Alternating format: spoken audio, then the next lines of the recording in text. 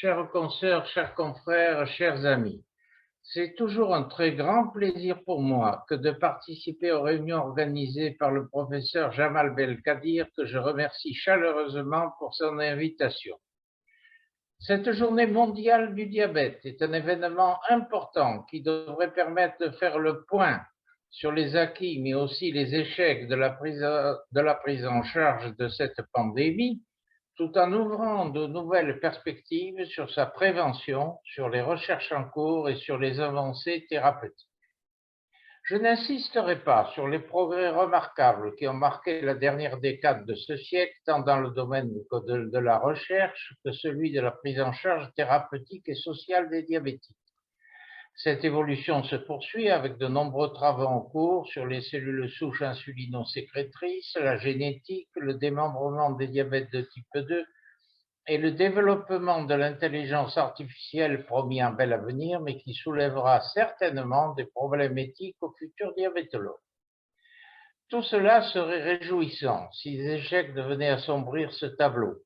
La progression mondiale du diabète apparaît inexorable, confirmant l'échec de la prévention. Sa prise en charge thérapeutique ne donne pas les résultats escomptés, expliquant la fréquence des complications générant des dépenses très importantes qui grèvent sévèrement les budgets de santé, tandis que de nombreux diabétiques n'ont pas les moyens de se soigner dans plusieurs pays en raison de leur pauvreté, de l'instabilité politique ou des conflits qui y sévissent. On peut craindre que cet état ne s'aggrave du fait de la situation préoccupante que nous vivons au plan international, de la démographie galopante dans les régions les plus pauvres, du vieillissement de la population et du réchauffement climatique qui va certainement réduire la croissance et favoriser le développement de nombreuses pathologies tout en compliquant leur prise en charge, situation à laquelle n'échappera pas le diabète. Puis-je rappeler que les progrès et la sécurité en matière de santé sont très dépendants du développement économique, de l'importance des budgets dévolus à l'enseignement, à la recherche, au secteur de soins, de la stabilité politique planétaire, tout facteur qui conditionne l'activité et la disponibilité des acteurs de santé, la recherche pharmacologique, la facilité des échanges internationaux, la production et le commerce des médicaments. Est-ce une raison pour désespérer et ouvrir les bras à l'inaction? Certainement pas. L'évolution de l'humanité confirme que notre espèce a toujours su aller de l'avant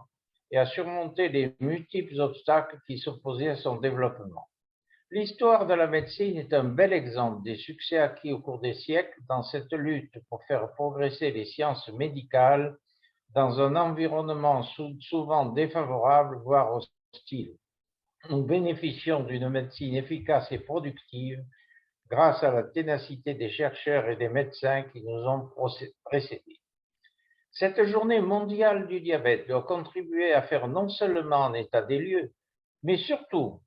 susciter un dynamisme productif parmi tous les acteurs impliqués dans la prise en charge de cette pandémie pour développer la prévention, la recherche et les nouvelles thérapeutiques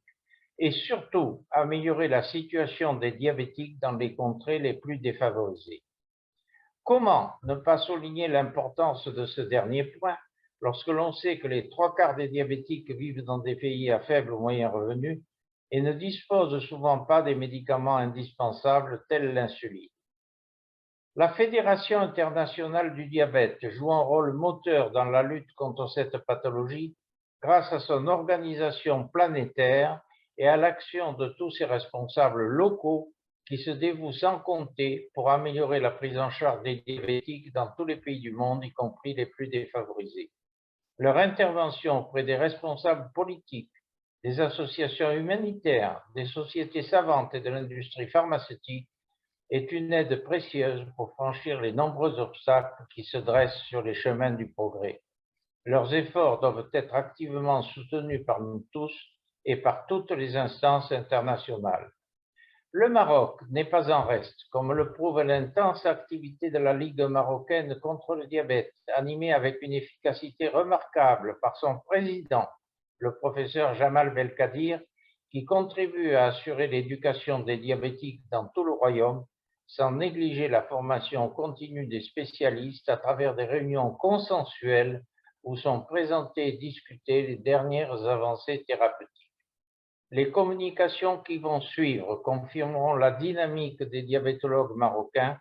de tous ceux de la région MENA et d'autres pays qui s'investissent activement contre cette épidémie. Sa Majesté le roi du Maroc, conscient de l'importance des enjeux économiques dans le domaine de la santé, vient de prendre une heureuse initiative en demandant l'extension de la couverture sociale à tous les Marocains, ce qui facilitera grandement l'amélioration de la prise en charge du diabète.